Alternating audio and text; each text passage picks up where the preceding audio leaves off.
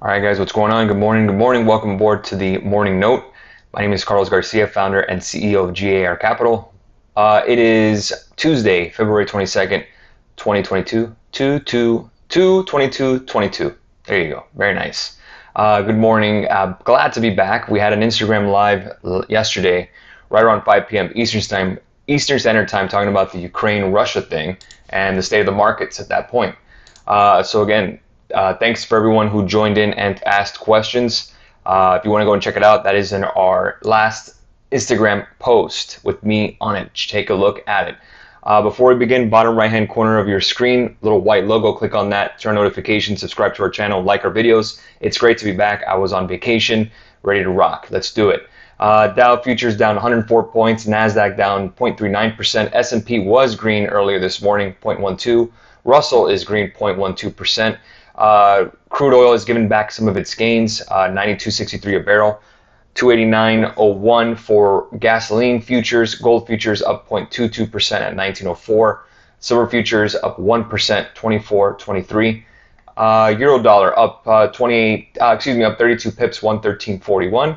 115.10 for the dollar yen, up 38 pips. Bitcoin futures down 5.46%, and Ethereum futures down about 6.66%.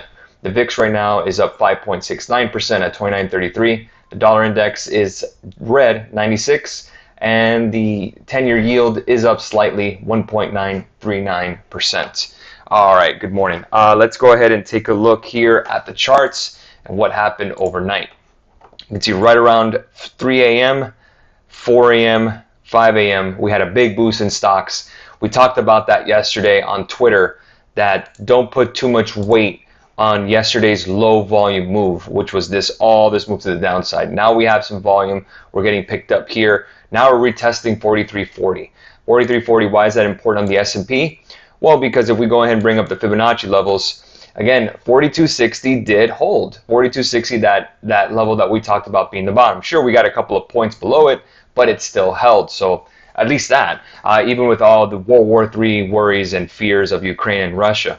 But you can see on the daily chart that we got as close as 43.90 on the daily, and you can see 43.37 is where we are currently. I definitely want to see how we open today. I wouldn't rush to do anything this morning. Kind of take it easy. It is a short week, so any kind of short week expirations, keep that in mind. But again, was this kind of expected? Yeah, I kind of expected market makers and the market to kind of screw over the people who bought puts over the weekend on SPY and Qs, unless they bought really close to the money puts. It's a choppy market, guys. You got to be careful. It's a headline-driven market. That's where we are currently. Again, bounce right off that 42.60 level. I mean, all you can do is just really wait, because any headline can come at any time. So again, just be extremely careful on ES and SPY, knowing that you could see, again, kind of bounced off that 426 level. We're at 433 now. And let's see if we hold. Maybe we break 435. Maybe we can get to 440. Who knows? But right now is a time to not make predictions, because it is just based on one simple factor. It is all on Russia and it's all on Ukraine. And unless you have better intelligence than the U.S. intelligence community, I don't. So all we have to do is just wait. Let's go and take a look at some pre-market movers this morning. Then we'll answer some questions. Let's see it here. Macy's had a good earnings report. They're up 5%. DWAC, 13.34%. That's the SPAC that runs the Truth Social, Donald Trump's social media company or social media investment he has. Apple's down 0.87%. Chevron's up 1.5%. Home Depot had a great earnings report as well. I didn't see the guidance, so again, they're down 3% pre-market. Boeing down 1.64%. Microsoft down nearly 1%, or 0.75%. Or now 0.84, excuse me. Nvidia down 2.21%. AMD is actually green. They were actually price upgraded by Rosenblatt, 1.12%. Marathon Oil up nearly 5%. Tesla down 2.5%. Meta Platforms, Facebook, nearing that 200 handle, 1.29%. And on the NASDAQ, really the only one that stands out right now is AMD on that price upgrade that was on Twitter. You can take a look at that. That was Rosenblatt, I believe. So that's really where we are in terms of this week, of what's happening in terms of economic data. We really don't have much this week. Let's go ahead and go to this week, and I'll apply the settings. Let me go ahead and change the filters. we'll go ahead into the most important stuff. And you can see that we have some flash PMI tomorrow, services and manufacturing. We have preliminary GDP numbers quarter over quarter on Thursday. We have some Fed speakers on Thursday as well. Crude oil inventories, nothing's changed. Some core PCE and durable goods orders, not much happening. And then the next week we have non-farm payroll, which is the jobs report. So we'll take a look at that. But until then, it's a short week with all this volatility. I mean, take it easy this week. If anything, probably best that you don't do much, because there really isn't much to do with that regard. I mean, there's just too much going on in terms of geopolitical headlines, and we don't know what the hell is going to happen. So trying to throw technicals out the window for the time being, unless we get a real big pop or we break below 42.60. I mean, there's really nothing to do here. You're just going to get chopped up, especially in a short week. So guys, just be extremely careful. I wouldn't buy the dip at all either, because nothing has been set yet. So again, we'll just wait and see approach. Hey man, calls for SPY, thanks. Leonardo asks, I would not do any calls on SPY right now, because again, we don't know what's going to happen. We don't know. It takes one headline to screw you both ways. If you wanted to play SPY, again, you have to play SPY in your mind. Break 440 first and we could talk. That's a $7 move. Again, it's going to take a lot, but again, 440, maybe we can have that conversation. Morning, Carlos. Wanted to get your thoughts on Palantir after earnings. I have to read a little more on the conference call. I still own Palantir, but I haven't gotten a deep dive into their earnings yet. Good morning, Carlos. What is your level to add to Cardano? I don't have Cardano. I sold that for the graph, which is GRT. I do not own Cardano. Hi, Carlos. What is your target to sell oil companies? Still $100. So I have XOP right now. Again, my target level for XOP, which is right here at 130.56. That's the trade I have open. So again, $100 a barrel oil will get us to maybe around 119, 120, and then kind of a couple bucks a little higher. Maybe we'll get to like 105, 106, maybe 110, and then I'll go ahead and close my XOP trade for a profit at 130.56. That's my target. Watch RT News on YT. They're ahead of the curve on the war news. I don't know what RT News is, but okay. Anything to buy in terms of stock? No. Right now, you don't do anything. You just have to wait. You have to wait. There's just too much going on, too much uncertainty. You just can't go ahead and go in blind thinking that you know what's going to happen, what Putin's going to do. I mean, if you bought puts over the weekend on SPY or Qs, you're pretty much going to get killed today for the fact that, especially if it's a Monday expiry. So again, those premiums are going to get chopped. If you bought puts, again, you're spending so much money on that insurance that you're basically buying insurance on a house that's on fire. So again, just got to be careful there. Would I buy calls at these levels? No, we're not nowhere near anything to buy. The only thing that I was taking a look at is possibly AMD. AMD did look good, had relative strength.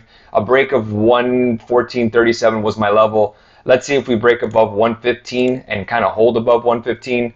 Let's see if we can do maybe 115.28.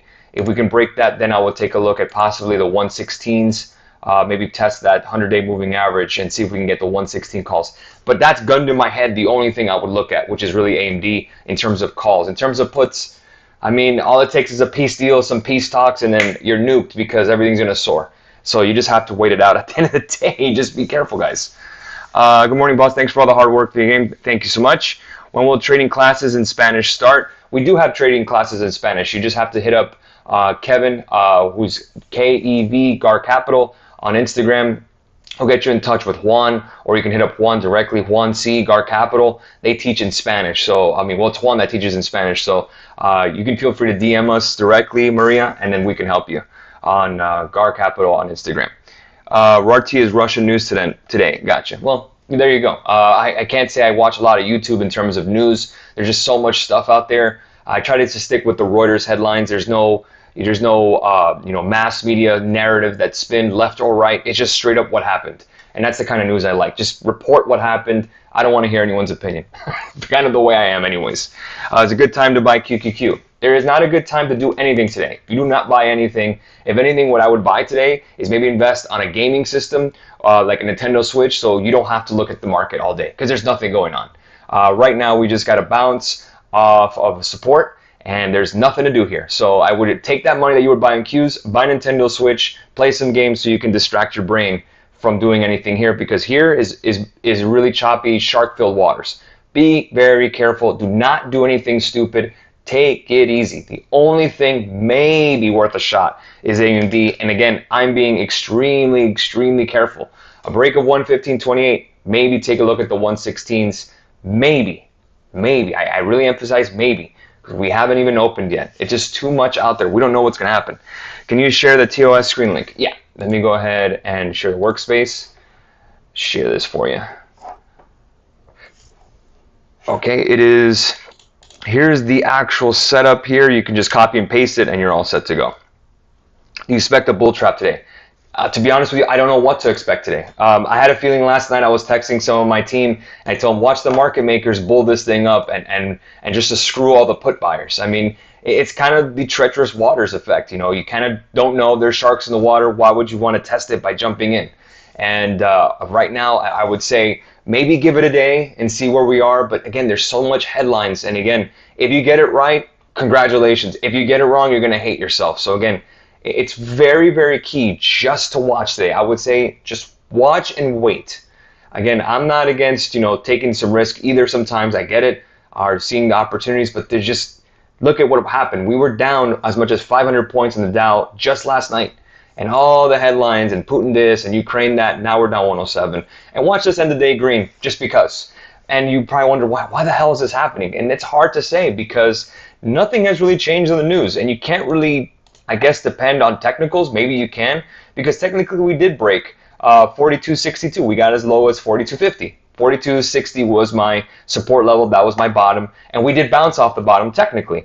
But again, all it takes is one headline where Putin rolls into tanks to Ukraine, and it's all fucked up, and we don't want that. So again, I'd rather just wait, be careful, hold on to some cash. Let's see where everything goes from here. What will be the support for the Xpev chart? Let's go ahead and take a look at that. Xpev, I don't know much about this company, but I'll go ahead and bring up a 2-year. Looks like support would be right around 33.84, it seems. That's what it looks like. So again, guys, really the main thing is just be careful. Be very careful. Don't take unnecessary risk.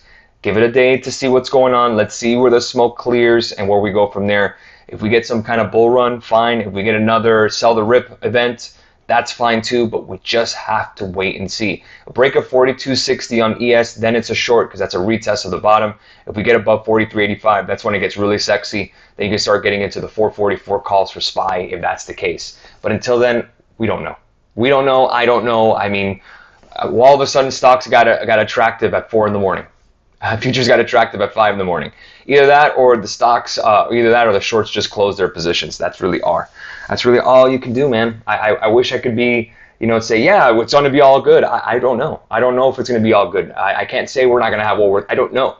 I highly doubt we will have World War III, obviously, but I can't speak for the head of Russia, what he's going to do. I can't speak for Ukraine. I can't speak for NATO. All I can do is kind of react to where we are. So where we are right now is in no man's land. We're right in between everything, you know, the worst case scenario to the best case scenario. And it's really just a blind bet, red or black. And if you're in roulette, you know, red or black is not 50-50. You can always hit green. And just got to be careful. It's a gamble. So I'd rather you not gamble. I'd rather us be for sure on what we're going to do and play the right probabilities, not just guessing. We don't want to throw darts on a board. At the end of the day, that doesn't work. If we go into war, what stocks you should buy? If you go into war, I mean, again, guys, if you go into war and it's a world war, I highly doubt your stocks will mean anything. I mean, it would be very ugly. I guess if you have to buy stocks, if stocks are in your head when there's a world war and there's drafts and everything, I'm thinking worst case scenario, I guess Lockheed Martin, that'd be one. Raytheon, again, the defense names. Consumer defensives, again, that's the Costco's, that's the Coca-Cola's, that's the Pepsi's, that's the Philip Morris, that's the Altria's, that's the Walmart's, that's the Target's. Again, you still need to buy cereal and you still need to buy razors, even if there's a world war. So that's one way to think of it. But I would hope that we don't have anything like that. But I don't think we're going to have a war or anything like that, guys. I think this will be a peace treaty sort of thing, and we all move on with our lives. Maybe if we go ahead and revisit this back in future in July, we'll look back in February and be like, remember how that was fucked up? Well, things move on and things change really quickly. So again, just be careful, guys. Don't take unnecessary risk. Don't trade just to trade. You know, hold on to some cash. Just wait and see. Just wait and see. You know me, I'm all about looking at the next trade, but this time, this is where you gotta have to be careful because this isn't a macro thing. This isn't a Fed thing. This isn't a GDP thing. This isn't an earnings thing. This is a global geopolitical issue where now England is even putting sanctions on Russia. So again, you have to be careful and see how they respond. We'll go ahead and leave it there, guys. Have a great rest of your day. I'll catch you guys later for the aftermarket recap. We'll go over everything and answer your questions. I'll see you guys soon. Have a great rest of your day. Make sure to hit that like button if you do like these videos. It's great to be back. I had a great vacation. Thank you again, guys, for all the support. We'll catch you guys later. Cheers.